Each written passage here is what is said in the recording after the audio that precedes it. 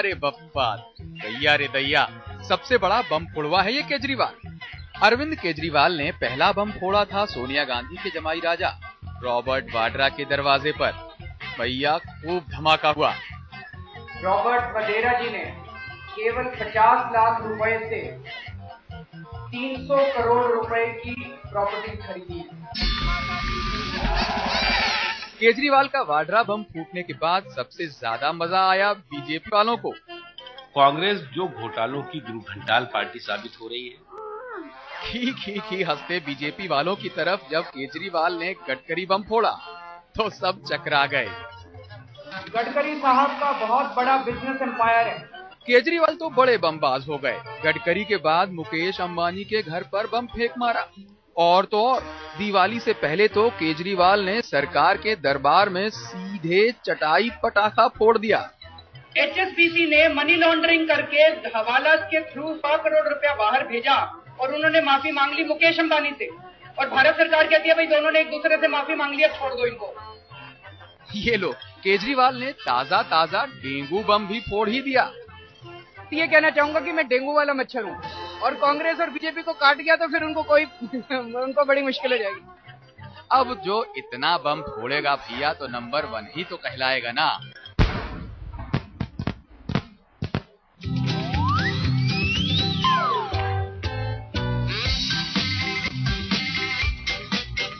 अगर चेले केजरीवाल ने अपने बम से सरकार को हिलाया तो गुरु अन्ना महाराज ने अपने बम से केजरीवाल को चकरघिन्नी बनाया। केजरीवाल बोले हम पार्टी बनाएंगे, नेतागिरी करके सरकार चलाएंगे।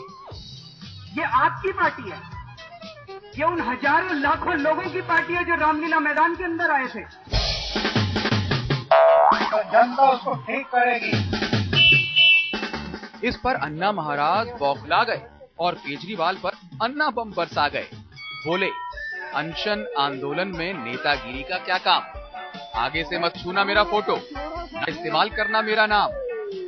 इतना ही नहीं, मेरा फोटो नहीं यूज करना, मेरा नाम यूज नहीं करना। अरे दूसरों पर बम तो सब फेंकते हैं, अन्ना बाबा ने तो अपनी ही टोली पर बम फेंक दिया।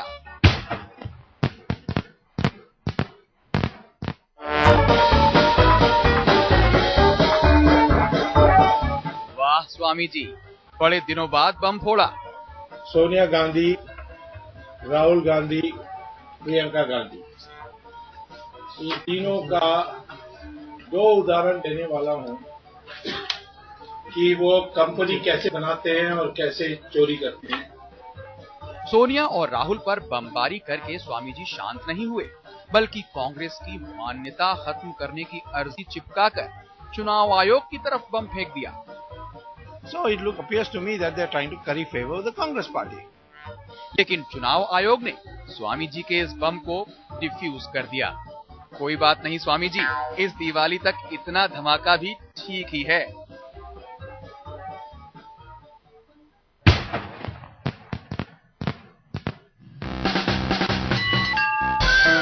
कोई गलत काम मैंने नहीं किया, और अगर मैं गलत काम करता तो क्या भाजपा की सरकार मुझे छोड़ देती?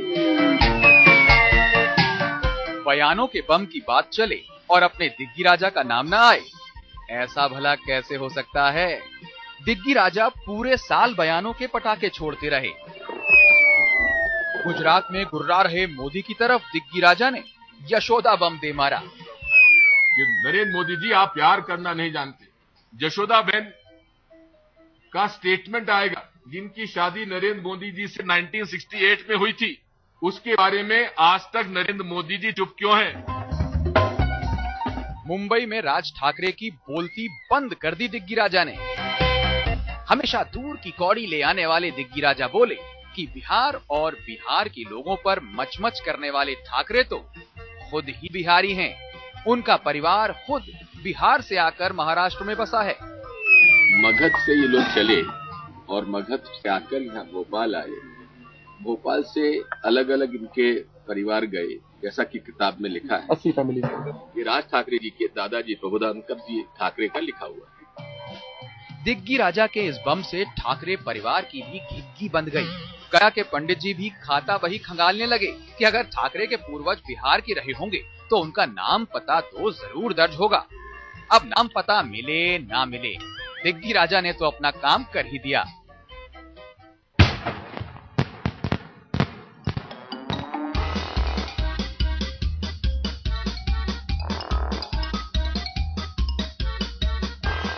भूल गए आयुर्वेद, भूल गए योगासन, बाबा को अब भाने लगा दिल्ली का सिंहासन। हाँ भाई हाँ, योगी बाबा ने पहले तो 4 जून को रामलीला मैदान में खूब लीला दिखाई। सरकार पर फेंकने लगे एक के बाद एक बयानों के बम। प्रधानमंत्री जी 400 लाख करोड़ रुपए का कोयला खा गए, अपनी जांच करवाओ ना प्रधानमंत्री जी। बाबा ने सरकार पर बम फोड़ा तो बाबा पर फूटा लालू बम। आज के दिन आप देव बाबा खा खड़ा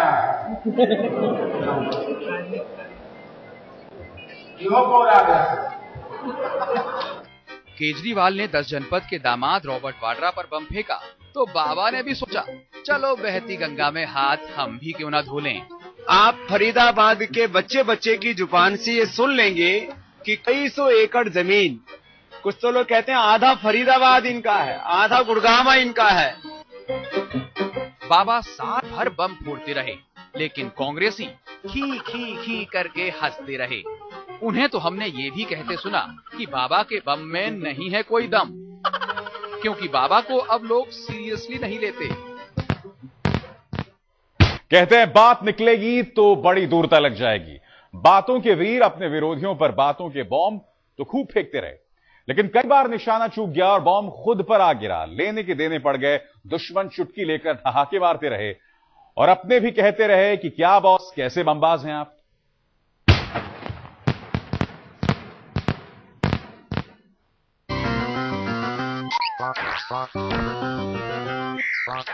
अरविंद केजरीवाल के बम से नितिन गडकरी की इज्जत के भैया चीथड़े उड़ गए, लेकिन बात इतने पर ही खत्म नहीं हुई।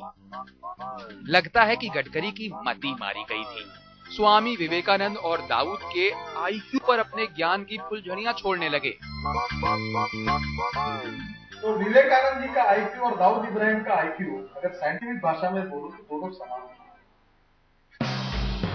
ये क्या कर डाला नितिन गडकरी जी ने, सॉरी नितिन गडकरी जी ने। बड़े बमबाज बनते थे, उनका बम उन्हीं पर गिर पड़ा। इससे बड़ा अपमान भारत के सर्वश्रेष्ठ बुद्धिजीवी का और क्या हो सकता है। बम खुद पर गिरा तो गडकरी बाबू गड़बड़ा गए। बम से हुए डैमेज पर सफाई की डेंटिंग पेंटिंग करने लगे। और मुझे लगता है कि इस प्रकार से जो मैंने कहा उसको अलग प्रकार से पेश किया गया वो उचित नहीं है, इसलिए मैंने खुलासा किया।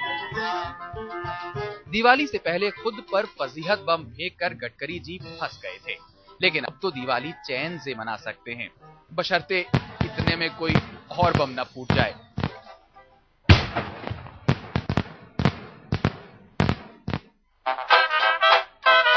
नाम में राम है, लेकिन राम जेठमलानी ने तो भगवान राम पर ही बम फोड़ डाला। भगवान राम अपने वकील साहब को बैड हस्बैंड देखने लगे। Ram was a very bad husband, incidentally. I don't like him at all. How could he, just because some fisherman said something against the poor woman, he sent her into Banwas? बम फूटा तो आवाज बहुत दूर तलक गई। कांग्रेसियों को तो अपने बम के लिए बना बनाया मसाला मिल गया। जेठमलानी साहब ने जो कुछ कहा है वो दुर्भाग्यपूर्ण है।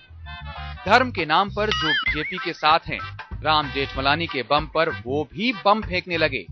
उनके माँ बाप राम के महत्व को जानते थे, भगवान राम के प्रति सद्भाव रखते थे, इसलिए राम जेठमलानी उनका नाम रखा।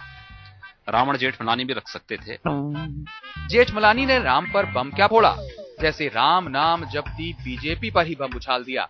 अब इस बमबाजी पर बीजेपी राम जेठमलानी को समझाने में जुटी है कि भैया राम नाम सत्य है। सियासत में बमबाजी तो खूब होती है, नेताजी हैं तो बयानों के बॉम्ब फेंकेंगे ही।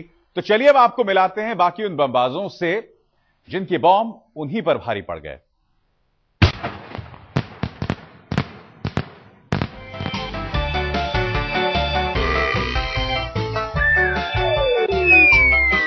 जी हां, 9वें नंबर पर हैं 2-2 बम फोड़वा। कोयला मंत्री श्री प्रकाश जायसवाल को एक मंच पर ना जाने क्या सूझी, बयान का बम मंच पर ही फूट गया। नई नई जीत और नई नई शादी, वहां का अपना अलग महत्व होता है। जैसे जैसे समय बीतेगा जीत पुरानी पुरानी होती जाएगी, जैसे जैसे समय बीतता है पत्नी पुरानी होती चली जाती है, वो मजा नहीं रहता है। जायसवाल बम फूटते ही महिला संगठन और पक्षी आग बबूला होकर श्री प्रकाश पर ही बम फेंकने लगे। अभद्र और गंदा उन्होंने स्टेटमेंट दिया है महिलाओं के बारे में। श्री प्रकाश जायसवाल ने खैर माफी मांगकर मामला भी निपटा दिया, लेकिन हाल ही में समाजवादी पहलवान मुलायम सिंह यादव ने भी कुछ जायसवालिया बम फेंक दिया। बड़े बड़े घराने के लड़कियां और महिलाएं केवल तो लड़ सकती थी। याद रखना, इसके पीछे मैं आपको बता रहा हूँ, आपको मौका नहीं मिलता।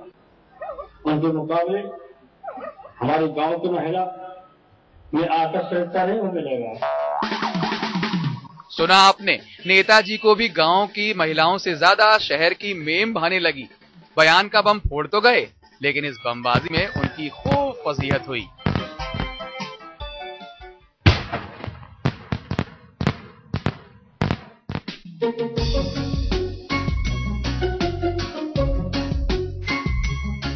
भैया, अब की यूपी चुनाव में राहुल गांधी दांव में आ गए।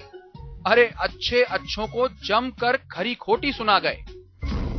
क्या हुआ उसका? क्या हुआ?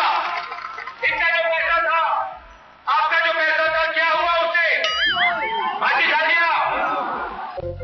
समाजवादी पार्टी के वादों का पर्चा तार तार कर दिया, तो मायावती के हाथी पर भी जमकर प्रहार किया।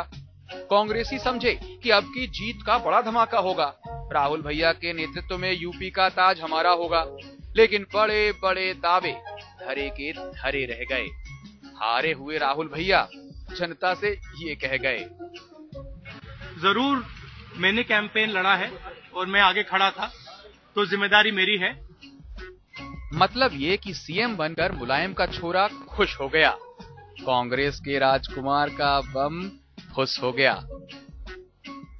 तो इस खास शो में बस इतना ही।